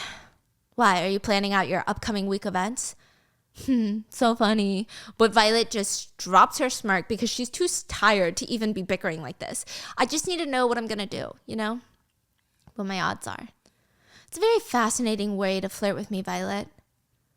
What? No, you fucking gross. Not my odds with you, my odds of surviving. You know that feeling when you see an old photo of yourself from 5 years ago and you want to just scream at yourself and go, what were you thinking? Like, don't even get me started on my false lash extension era. I need to have a serious life talk with my 2019 self, and I need to tell her about Thrive Cosmetics. Thrive Cosmetics are a luxury cosmetic company that makes all of their products with the most high quality, skin-loving ingredients. All of my staples are from Thrive. These days, I've been going for more of a, I wouldn't even call it a clean girl look. I want to feel as breathable as possible look. And mascara is one of the easiest ways to do it, specifically the liquid lash extensions mascara from Thrive Cosmetics. Contrary to popular belief, you can go wrong with mascara. I used to get styes all the time, but I stopped getting styes recently after I switched my mascara. So you need to try this mascara. I mean, it does a public service. Just look at my eyelashes right now. This is crazy for me. My eyelashes are typically non-existent. Do you see them? Do you see them? And it's so breathable. Thrive's liquid lash mascara is made with this unique tubing formula that creates tubes around each eyelash to lengthen them, and the tubing technology also makes it super easy to remove. There is nothing I hate more than rubbing my eyes. You get wrinkles for rubbing your eyes for 10 minutes trying to get off the mascara residue, but the tubing formula literally just slides off your eyelashes with warm water and a cotton pad, and it does not leave any smudges. It does not get better than that. Well, yes it does, because for every product you purchase from Thrive, they donate to communities that need a voice. Thrive gives back to important social issues like social justice, LGBTQIA+, under-resourced youth, and many more. So you can feel good about where you're spending your money, and your skin will feel so good because all of Thrive's formulas are certified 100% vegan and cruelty-free, and they have zero parabens, sulfates, and phthalates. So refresh your everyday look with Thrive Cosmetics, luxury beauty that gives back. Right now, you can get an exclusive 10% off your first order at thrivecosmetics.com/bake. That's Thrive Cosmetics, CAUSEMETICS.com/bake for 10% off your first order. Violet's about to walk off, but he grabs her wrist and her heart starts pounding. Nothing like death looming in the distance, but here's a hot man. Your odds of what? I can't make it up the gauntlet. Just maybe if you stopped wallowing in self-pity, you would realize that you have what it takes to make it up the gauntlet. Violet's fucking tired. She doesn't care that she's breaking curfew. She's not here for this motivational bullshit, okay? I'm too fucking short to span the distance to climb. Got it? Zayden stares at her. There's more than one way to do it. The right way is not the only way. Figure it out. For 2 weeks, they've been practicing, and it's presentation day now. It's going to be one of the deadliest days for first years, because it always is. I don't know. I feel like they've been saying that about every day. They're like, the first day is the deadliest day. No, just kidding. The presentation day. No, just kidding. The threshing day. Bro, okay? And like, also, just so you know, they need more fighters in the war. But like, meanwhile, the school is like, kill them all. Like, at least send them out to the front lines or something, okay? Out of the 5 tiers of the obstacle course, Violet has only been able to get past 3. She still has 2 left, and she can't get past the freaking chimney. It's like a chimney structure. She's got to scale up, but she's too short, so her body cannot scale it properly on the inside like the others. Rhiannon offers to let Violet climb on top of her and get a head start on the chimney, but 2 reasons it's not going to work. First of all, Violet's just going to be stuck in the middle of the chimney then. And 2, the cadets aren't allowed to touch each other and give each other a helping hand. None of that. No physical contact. So yeah, she's just going to go up there. No plans, no thoughts, just vibes. On the way to the obstacle course, Dane is still trying to convince her to run off to the scribes, and he's reaching out. Is Dan getting a little annoying here? He's getting so annoying and repetitive. I want to punch him in the face. Okay, usually. Does he have a personality? Okay, so usually in books where there's a love triangle going on. Yeah. The good guy has somewhat more of a personality and has somewhat more of a life going on. But this guy... So every time he's just like, oh, you gotta be a scribe. You gotta go. Every time I read his name in the book, I'm like, here we go. Fucking yappy McYapster. Here to yap my fucking eyeballs off again and again and again and again. Listen, I like to nag people. I'm a yapper, but this man... Wait, I forgot you were there. Who is that? Oh, the dog? Yeah. Why are you staring at me? Is the other guy more likable now? The main guy? I'm not the most attached to him yet. He's like acting real nice already. Yeah, I think that I would have liked if he genuinely tried to kill her more often. Yeah. Yeah, I don't know. Maybe I am just a toxic girl though, and I need... No, I agree. Like, why is he... It doesn't make sense. When I read enemies to lovers, Yeah, it's I gotta want be the a real enemy to be yeah. real strong. Yeah, but he's already so nice. He'd be like her enemy protector. I don't know why he's protecting her. From what? Who knows? From himself? Probably not. I don't know what's going on. I'm sure there's a reason. I'm sure it all comes together. Anyway, on the course, I'm just going to speed through it because it's pretty anticlimactic. Violet does two things. She uses ropes on the side. Yeah, did you know there's ropes on the side? You get a 30-second penalty every time you use it. But there's ropes on the sides. So she uses that to climb the chimney structure, and somehow it works, and if her calculations are correct, it's only a 30-second deduction in her time because technically she only used it once for a prolonged period of time, but I digress. Then there's this massive gap that she's got to make up for since she's super short. I mean, no matter how fast she runs straight for it and throws her entire body weight up, it's not enough to propel her high enough, which is why she grabs her daggers that she brought from home, impales it to the side of the cliff, hoists herself up, and then she fucking makes it. Yeah. I will say it's pretty anticlimactic. And they were like, for 2 weeks, you're gonna die here. Say goodbye to mommy and daddy, bitch, you're toast. And then she's like, hee hee, I've got a kitchen knife and I'm gonna use some silly string. Ah, I made it. Okay, but like she does kind of slam onto the cliffside. So there's that. She gets to the top where all the other cadets who have made it are standing. And the wing leaders, all 4 of them are there to watch their cadets. And Riri is hugging Violet when a bitchy voice is screaming towards them. She's breaking the rules. Violet looks up. It's one of the wing leaders, Amber Mavis. She used to be super close with Dan, maybe too close, but that was last year. She's the wing leader for the 3rd wing, and she looks pissed. She's booking it, marching straight up to Zayden, who could care less about her existence. She's freaking cheating. She used 2 foreign materials twice on the course. Garrick, Zayden's right-hand man, relic tattoo, rebel tattoo. I don't take it lightly when someone is calling my cadet in my section a cheater. And it is our wing leader to decide if a cadet is breaking the rules on his own wing. Step out of line, Amber. Amber's eyes are about to be as red as her hair, okay? She looks like she could kill somebody. Zayden, on the other hand, looks bored. He turns to Violet to ask her to explain. I accept a 30-second penalty for the usage of the rope. What? Are you kidding me? You should be freaking disqualified. You cheated. Violet stares straight at hysterical Amber.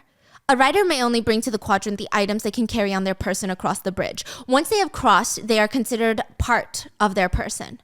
Are you fucking quoting the Codex book to me? That's for thievery, you stupid... Correct. However, Amber, the rules are the rules. This is a dagger that I brought across the bridge. It belongs to me. It is part of my person. And so I can bring it onto the obstacle course and use it as I would use my own limbs. It is a part of my person. Zayden stares at Violet, then at Amber. Unfortunately for you, Amber, it seems like she's got you beat on that point. You know it's cheating. She's bending the codes to her favor. But she did not break any codes, did she? So if you're done here, Amber has to be practically dragged out by members of her own wing, and Zayden is just staring at Violet, glaring honestly, which isn't he the freaking one that told her the right way is not the only way? What is he so pissy about? He looks down at her hands. Take care of the mess. She looks down and her palms are freaking leaking blood.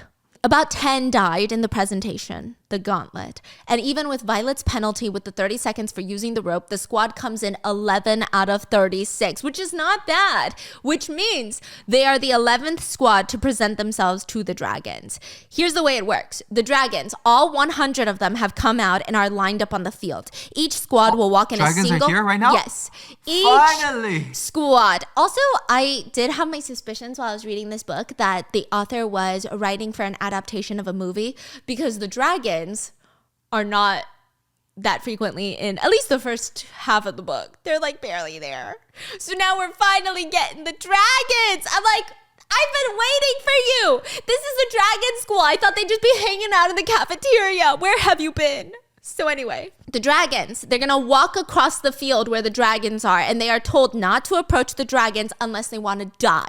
Just walk past. Don't make eye contact. This is the time for the dragons to see if there's anyone even worth their time to show up to the threshing. Each dragon averages about 25 feet tall, and they're going to kill whichever cadet they think is insulting to even be brought in front of them. But also, whoever they feel like, for shits and giggles, sharts and gaggles, okay? After the presentation, Violet's squad lines up and is led to the dragons. A few tips. 1, stay 7 feet apart from each other because, well, if a dragon doesn't like one of you, you're going to get torched and you don't want to be collateral, right? And then just another reminder, death is constantly looming around the corner, okay? Now, just before the walk to the path, Luca, the annoying one in their squad, has another freaking question. Honestly, everybody in their squad is sick of her shit. She's just insufferable, and she thinks that tearing other people down is the best way to get ahead.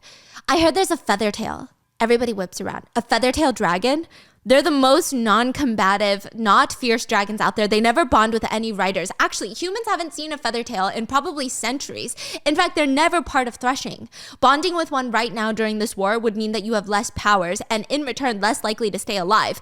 But Garrick just shrugs it off. Perhaps the feathertail is just curious to see what kind of show lot you guys are. Walk single file, stay on the path, Right. Don't make eye contact.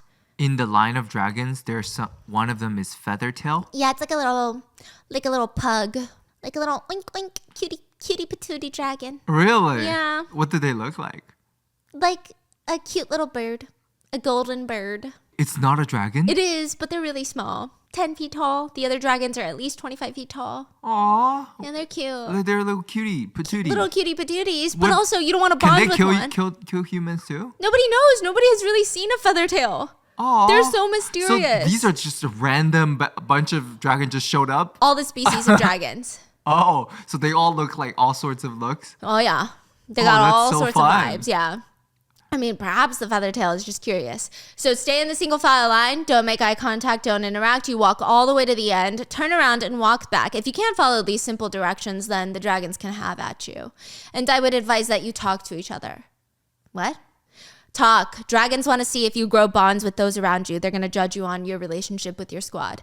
Only look at the dragons if they're showing off their tails. Otherwise, keep it moving. They start making their way downtown, walking fast. Dragons past, and I'm homebound. They start walking, and everything smells like sulfur, burnt, charred sulfur. So that's great. But you can't look scared because no dragon wants urine-drenched little abyss to bond with.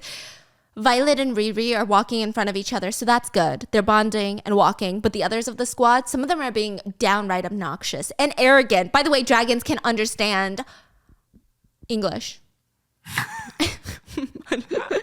Even though the dragons can hear them, at the very end, they come across the feathertail. The feathertail, the smallest of them, maybe 10 feet tall, right? Fully gold, shimmering. It's beautiful, like a mini golden dragon, almost like a golden dragon egg, but in dragon form. But the dragon is not a combat dragon. It's not a dragon that can save you in times of war dragon. I don't even know if the dragon can support your weight during long flights. 10 feet? I'm sure they can. Luca is sneering at the dragon. Look at it. It's fucking yellow. You know what that means, don't you? It doesn't even deserve a real pigmented color. The more pigmented a color, the more powerful. That's why the black dragon is the most powerful. The black dragon is not there, by the way. It's not trying to bond. Sawyer keeps walking, but wonders, perhaps it's a baby? No, there's no way. The other dragons would never allow another baby to bond. Besides, humans have never even gotten to see a baby dragon. Ever. In history. The other nasty squad members start snickering with each other. Well, perfect to bond with Violet since you're both weak. Everyone freezes for a second. It is one thing to be called weak, but another thing to be called weak in front of dragons. That is life or death. Wait, when everyone call you one person weak in front of dragon. But I would think that's more insulting to the Feathertail. Like they're just calling Feathertail Yeah, weak. and also if you're going around calling people weak, you're weak. Yeah, so much for squad makes. Lucas smirks. What? He's just saying out loud what the whole squad is thinking, Violet. Do you have a problem with that? I mean, it's logical, no? Your hair is half silver and you're petite, shiny and small. Perfect match for the golden feathertail. They keep walking while Tynan, another guy, spits. Someone needs to kill it before it bonds. It's going to kill whoever bonds with it. And if it bonds with one of us, we don't get to say no. But halfway through, the whole group stops dead in their tracks and it feels like they're thrown into an incinerator and the whole field feels scorching hot. One of their squad mates, the one right in front of Rhiannon, gets incinerated by a dragon. Why? Vibes. Okay. Rhiannon has to show no fear, step over their dead squad mate's body to keep walking. From behind, Violet can hear Luca complain, "Oh God, the smell." She whips around. "Can you just for once in your life show some fucking respect for other people?" But before she can turn back, Rydick, another cadet, a nice one, his face is pale.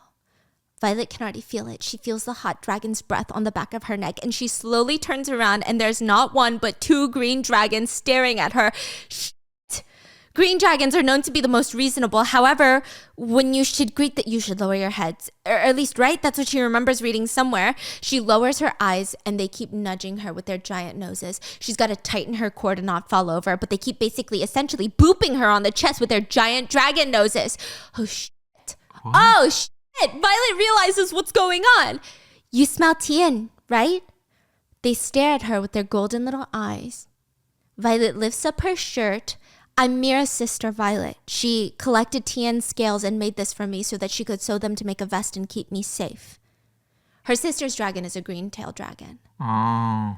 One of the green dragons shoves its giant nose up to her vest and gives it a good sniff. They're just like giant puppies? Is that what's going on? "The scales have saved me, but nobody knows they're in there. Just Mira and Tien." They both blink at her, and they slowly retreat back to their positions, and Violet is free to walk again. When they're a few paces away, Luca snorts. "Honestly, I thought they were going to incinerate you, and I would have been all for it." Rydick grunts. "Luca, you're intolerable." And boom, another blast of heat. "Shit, please don't be Rydick. Please don't be Rydick." Then they keep walking. Rydick's voice booms. "I guess the dragons find her insufferable too." Who? The annoying girl? Luca died. Ah. It doesn't matter what day of the week it is. October 1st of every single year is the day of the threshing. The day when dragons decide if the cadets who risk their lives for a few months straight are worthy of bonding with. And if you're not worthy, I don't know what's worse, to have to redo this whole year or to get incinerated by a dragon. I don't know.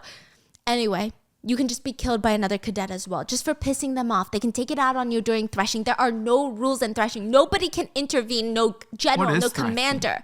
Threshing, you go into a giant valley, and the dragons will come find you if they want to bond with you. Or they can kill you, or you can kill each other. So they have all these like random steps to go through, right? So is this the final step, or is there more? There's more. I will say it's very soft magic in this world where I don't clearly understand, because you know how certain worlds customs are done for specific reasons. Mm-hmm. I don't know why threshing, they can't just line them up and the dragons be like, "That one." Yeah. Like there's no one told me why you guys can just kill each other in the threshing when clearly they're lacking manpower on the battlefield. So you would think that a country or a kingdom would be more conservative with murder, you know? Yeah. So I don't know. Don't ask me questions. I'm just here for the vibes. Each cadet is armed with a long sword. So it's like, you know, it's about to go down. They're enabling it. Professor K gives the cadets all in black with giant swords strapped onto their backs a few wise words of advice. If a dragon has already selected you to bond, they will call for you. But if you don't hear them, they may change their minds. It's not audible. It's more of a feeling. If your feeling tells you to go towards a dragon, do it. If it tells you to go away from one, I highly advise you do that too. The chances that a dragon chooses a rider by this point are lower than riders approaching dragons asking to be bonded. By this point, Violet's sister Mira already knew which dragon she wanted to approach, but for some reason, Violet doesn't feel any sort of specific pull towards one dragon or the other, which that alone is stressing her the fork out. She studied the species and the specific dragons of each one that's going to be at the threshing, but none of them are calling to her. Meanwhile, Riri seems to be intrigued by one of the green ones that approached Violet the day at the presentation, and now the threshing begins. Riri gives Violet a hug and they split up. The statistics are clear. Dragons do not like groups. Yeah. Perhaps you appear too weak, too scared to be on your own. They all just are supposed to run through the valley and find their dragon. But the first hour or so, Violet has come across at least every color of dragon. Every now and then she'll see a dragon and a rider shoot up to the sky, indicating that they've bonded. Or other times she'll see big puffs of smoke, indicating that a dragon just murdered a human. And then boom, Violet runs almost headfirst into a dragon. And something about it, she can feel it in her heart. This is not her dragon. She's not sure how or what that feeling is from, but she can feel it. She lowers her gaze and starts slowly moving backwards. The dragon gets in her face, gives her an angry huff, but then basically cacaws away out of there, okay? Very close call. And it's only stressing Violet out more. If you do not find a dragon by sunfall, you are unmatched. Violet decides to shift gears this time. She starts climbing up a tree. And she's like, maybe I get up on the tree and I look for the vibes. The vibe tells me to go this way, I go that way, right? She's a little compass. She scales the branches and she sees a few greens, nothing. She sees a red or two, nothing. I mean, nothing is calling for her. No one is calling for her.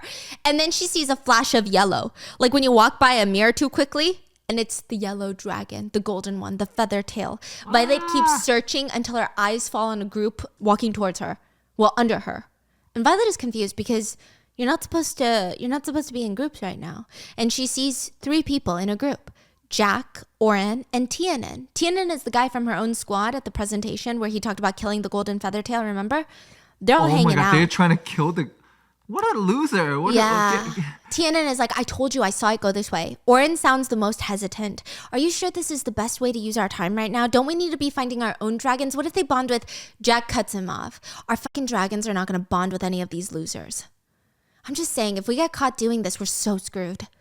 Violet is so confused. How confident can they be to believe a dragon will bond with them after they kill one of their own? But maybe, I don't know, dragons are ruthless. Maybe they also know that the feather tail is weak. I don't know. Jack doesn't care. It doesn't fucking matter, okay? It's unwritable. It doesn't deserve to be here, and it should have thought again before showing up to threshing. Feathertails hate violence. They refuse to fight. Which, first of all, I don't know where Jack is getting this information because apparently feathertails are the most mysterious of the dragons. They don't interact with humans. They barely ever leave the Vale, which is where the dragons live inside of Navarre, remember? They don't typically bond with riders because they typically do not engage in combat, and maybe it's their small size. Maybe they hate violence. We don't know, okay? It's not up for them to decide. Violet realizes they're headed in the direction that she saw the golden feathertail go, which means she doesn't have much time right now. She can't just sit here and let them kill a feathertail, a dragon, just because they seem weak. They know nothing about the feathertail to begin with.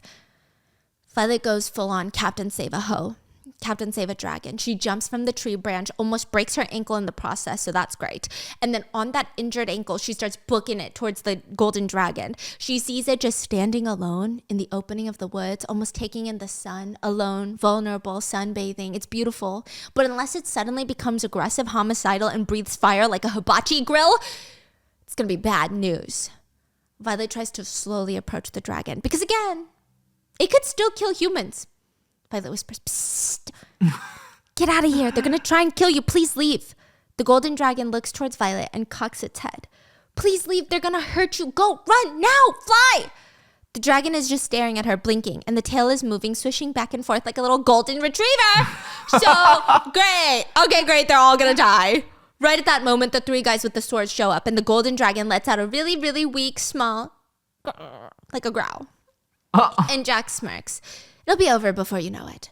The dragon does not scorch them. It does not fly away. It does nothing but back up and growl a little louder, but not much louder. It's gonna die, and Violet can't let it happen, so she gets up, reveals herself from her little hiding spot in the bushes, simultaneously grabbing 2 daggers and holding them out in front of her. Stop.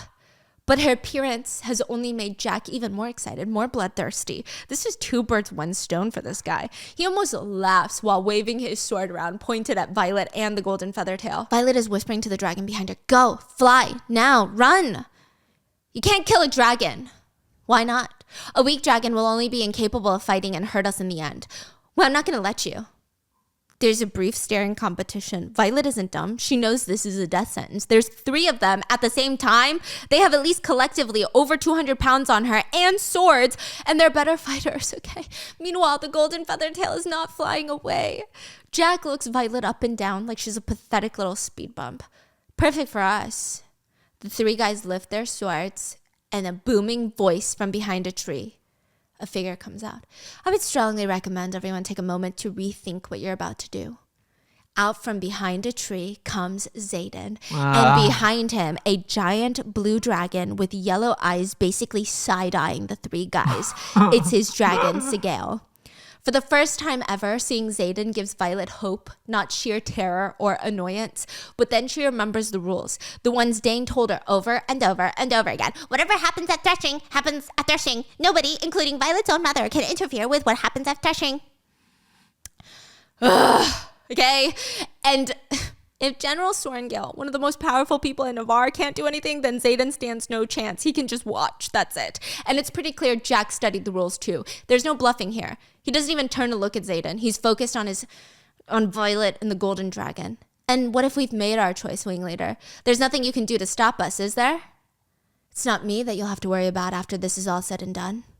Everyone turns to Sigale, who's watching with hatred in her eyes. She can't stop them either right now because she's part of Xaden. But afterwards, she can fucking do whatever the fuck she wants to them. The big dragon. Yeah. So the big dragon just go, oh, and then they're all dead. Yeah. Yeah. So why would they continue? Yeah. Right? I guess they were hoping that they pair up with another dragon and the dragon, I don't know, okay? Violet tries to shout at the dragon behind her again. So we're not flying today? Goldie, do you mind popping out a claw or two just for show then? The dragon makes a cute little noise and she looks down and the dragon has paws, not claws, paws. What the fuck? This is not a dragon. It's my dog in a dragon costume. It's Mango in a dragon costume. Violet turns back in time just to see Jack screaming towards her with his sword up. She does not hesitate for once. And she throws her dagger and it lands deep inside Jack's shoulder. He hits the ground screaming. Then Oren and Tynan tag team her, just booking it, running towards her full force. She flings her second dagger at Tynan, cuts his thigh, but he's still running through the open wound. Great, the guy is like on bath salts or something. Tynan runs up to her, slices his sword against her stomach. It would have killed her, disemboweled her, but remember, dragons kill fast. Do you know what I mean? Don't get me wrong. It's like a bulletproof vest. You're going to have nasty, nasty bruises afterwards, but hopefully you don't die. Tynan is confused. Jack is screaming at them to finish her while he's scooting away. He's running. So there's that. Tynan tries again, but the sword does nothing. Violet digs her dagger into his side, and while he's dazed, she goes in for Oren, elbowing him in the face, and just like WWE that like, really now? We got dragons, and we're still going full Dana White on these people? Come on now. We can do better. But while she's focused on Oren, Tynan uses his sword to slice Violet's arm open, and she screams, grabs her arm, and Oren is about to cut off her head, but she feels multiple things step forward, like peripheral vision. The golden feather tail bares all its teeth. Oren drops the sword and scoots back, giving Violet the chance to use the blunt part of her dagger to basically pistol whip the guy and knock his ass out. What did golden do? Just growled, showing its teeth. Oh. Yeah, and now Tynan gets back up and he's pissed. Meanwhile, Xaden is giving Violet instructions on how to fight. You're breaking the rules, Wing Leader. I'm not interfering, I'm just narrating. Interesting. Violet has no idea why Xaden suddenly cares if she lives or dies. Or maybe he's just protecting the golden dragon. I don't know. She glances over, and that makes sense because Sigale, his dragon, looks pissed off that someone tried to kill another dragon, and she's got a death glare on Tynan. Now, Tynan is bloodied, but he spits at Violet. Your arm is shot, Sorengale. Are you ready to bleed out? You thought because I didn't aim for your heart, I didn't think? I know where I cut you. You're going to bleed out unless you get to a healer. So run off, and I'm going to give you a chance. Violet knows she can't because the golden dragon will die. It's like the feeling is like it's kind of high stake, but not that high stake because there's so many people watching this. There's a dragon behind her. Like, you know, I feel like nothing's going to happen. I will say it's definitely a comfort fantasy, like a cozy fantasy. It's not that dangerous. It's not that high stakes. You know, it's just like, it's like the first book of Harry Potter. Like we're just fucking around at Hogwarts. Yeah. Come on, this golden doodle's got to do something, The right? golden doodle's got Tynan grabs his sword with both hands and he's about to go for the killing blow when he steps forward and a gust of wind slams him back on the ground and the sword is flung from his hands. She looks and she sees Xaden step forward, but then he flies away with Sigale. What? Wait, what exactly just happened? I'm so sorry. He drops his sword because there's a huge gust of wind. And she sees briefly Xaden step forward, and then he flies off, and there's just a giant black dragon standing over them. The Wait, black what? dragon has come Standing where? over them, right next to them. And Zayden just flew away? Yeah. Why? We'll find out later. How big is a black dragon? Violet comes up to the black dragon's ankle. It's like triple the size of all the other dragons. Really? So Yeah. it's like 25 times 3, 75 feet tall? It's like a mountain. And then there's the golden dragon still there? Yeah. Oh, I know. What? It's golden dragon's boyfriend. Whoa. That's a weird size difference. No. Daddy? Daddy? The only other black dragon other than General Melgrens has arrived. Step aside, Silver One. It's a deep male voice. Violet hesitates for a second. Did the dragon just talk to her? Dragons don't talk to humans unless... Yes, you, Silver One. Move. Violet limps to the side and a scorching hot flame shoots out, incinerates Tynan, and the dragon turns to her. Oh, shit. She's next, okay? The eyes are the size of a giant window just studying Violet. I advise you to end the unconscious one. Violet stares down at Oren, who's knocked out. She shakes her head. She thinks about it, but she doesn't say it out loud. She can't kill someone who's unconscious. Wait. Oh, sorry. To get it straight, is the black one trying to bond with her right now? No. Oh. Giving her advice. Kill that one. Kill Oren. But why did she say she can't hear dragons unless... They bond with her. Yeah, so the black one's bonding with Oh, her. bonding. I thought you said battling. Yeah, bonding. Are they bounded already? No, she doesn't know. She's confused. Oh. The black one tells her, you know he would kill you in a heartbeat. But I'm not him. The dragon doesn't break eye contact from Violet. So like, are we a thing? Okay. The dragon instructs her to stop bleeding, which a great suggestion if I could. Violet's like, oh yeah, I could. She rips up her shirt and wraps it around and makes a makeshift wrap for her wound. The dragon looks at her and they're just staring at each other. The dragon does not open its mouth or move its lips, but it starts speaking to Violet. Let's go, Violet Sorengale. It did choose her! Get on my back. Yeah, okay, that's the easy part, isn't it? She couldn't climb a chimney without extra help. How the hell is she gonna climb up a dragon's back? She tries to scale the dragon, but it doesn't work. And instead of deeming her not worthy, it helps her onto his back. Wait, where's the golden doodle? Still there. And then she's like, wait, the golden doodle. I can't just leave him. What if Jack or Oren wakes back up? The black dragon nods, and the gold one, it launches into flight. It flies. That would have been great an hour ago. Okay, wouldn't have it. And the two lift into flight. The black dragon telepathically tells her, my name is Tyrnianak, descended from the cunning Demadin line, but Tyrn will do for now. Tyrn? Tyrn. Tyrn? There's no time to even process any of that because Violet is about to fall off the dragon. There's barely a place to grip and sit on the dragon. And it's not like a horse with a saddle. You're just holding onto some dragon's feathers, hoping that the dragon doesn't get pissed off or the feathers don't shed, okay? Even if you bond with the dragon, they will test you as a rider. As they fly out of the threshing, they will do spins. They'll fly at their fastest speed because bonding with a human that cannot keep up with you is a liability for the dragon, but also an insult. If the human falls off, they fall to their death. And just like that, Violet loses her grip and she's in free fall, falling off Tyrn. But as Violet accepts death, her body gets jerked upwards and she hears the words, stop it, you're making us look bad. She's in Tyrn's claw now and he helps her back onto his back, which again, this is wild. No dragon ever does this because she has never dies syndrome, okay? He is one of the deadliest dragons in all of Navarre and she can't even stay on his back. Clearly, she does not deserve to be bonded with him and he's been so picky, refusing to bond with anyone since his previous rider died. He hasn't even been seen in the past 5 years by a human. But he tells her, hold on this time or else nobody will believe that I made the choice to bond with you. Did you not practice? Of course I practiced, but it's really not that easy, okay? Do you know how large you are? I'm not strong like some of the other riders. I know exactly what you are, Violet Sorengale. And in that moment, she feels her muscles lock up. He's locked her in place so that she does not fall off. And that just makes her feel even more guilty. Tyrn is using his energy and powers to keep her from falling off. Embarrassing. Violet looks around. Other dragons are doing 365 turns in the air, like those fighter jets, but cooler, obviously. And a rider screams and falls off. The dragon does not save her, like Tyrn saves Violet. Tyrn tells her to hold on, or at least pretend to, because they end up putting on a show for everyone to make it seem like, Tyrion willingly chose Violet. He's like whipping through the air, just doing all that crazy shit. Yeah. And they're about to descend onto the massive field where all the other bonded dragons and their riders have landed. All the first years have bonded, and there's a group of scribes keeping track of who bonded with which dragon, and Violet's mom is in the crowd, along with other powerful generals. Violet needs to know before they land, though, because once they land, she doesn't know if she can talk to Tyrion. Why did you choose me? You saved her. He cocks his head and Violet turns around to see the little golden doodle struggling to fly as fast as Tyrion, keeping up. But dragons don't care for that. They care for strength and cunning. Are you telling me what I care for right now?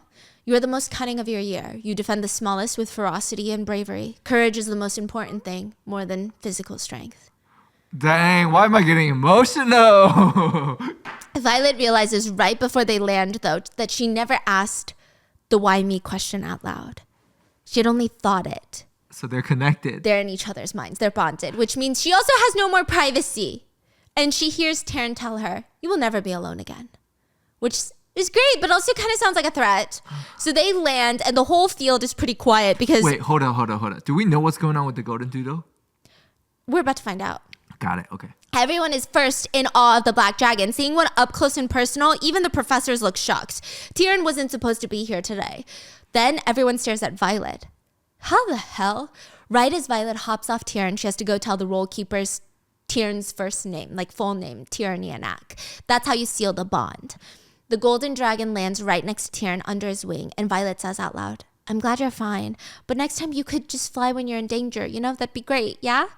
But in her head, she hears a high-pitched, sweet voice. Perhaps I stayed for you. Violet looks confused and concerned. Violet got double dragons? She tries to tell the dragon, please, you're not allowed to talk to humans that are not your rider. You're going to get in trouble. The dragon cocks her head at Violet and lets her walk off to the roll keeper. Everyone is quiet as Violet walks. Even her mom is staring at her. No concern for her well-being, nothing. Honestly, her eyes look more suspicious than anything. Doubt. She's practically doubting how Violet was able to get Tyrion bonded with her. Even General Melgren, the commanding general of the Navarians, the only one above Lilith Sorengale, her mom, is staring at Tyrion, assessing the situation. The roll keeper stares at the black dragon, then back at Violet, then back at the black dragon, and then gulps. Please tell me the name of the dragon who chose you. Tyrionak. The roll keeper smiles and whispers, I can't believe he chose you. He's such a legend. Violet gives a short smile before another voice fills her head. Andarna. Violet turns her head over to the black and gold dragons sitting next to each other, staring at her. Tell her we bonded, please. Violet stares at Tyrion. Tyrion, what do I tell her? The roll keeper is staring at Violet. Do you need a mender or a healer? Are you okay? And Darna. And everyone stops. It's quiet. Both or both? And all hell breaks loose. What is going on? And that is where I leave you. Wait, you can't. What's going on? She's bonded with 2 dragons. You're not going to tell me what's the situation? She's bonded with 2 dragons. But why? They both chose her. You can do that? It's up to the dragon. Dragons be choosing. But the big one allowed, the black one allowed the golden doodle to do this? It seems like the black one seems very protective of the golden one for some reason. Like a daddy! Like a daddy! Like a daddy, yeah. What? Yeah, you're about to find out. It's kind of like cheating, but okay. So, but you're going to tell us later? Yes, it's not like that climactic. Oh. Yeah, it's not a crazy cliffhanger, guys. But that's kind of cheating, no? Yeah. But guys, stay tuned for next week's part 3 of Fourth Wing. Let me know in the comments. Have you read the 2nd book? Are you guys waiting on the 3rd book that's yet to come out? Let me know, and I will see you guys tomorrow. Bye!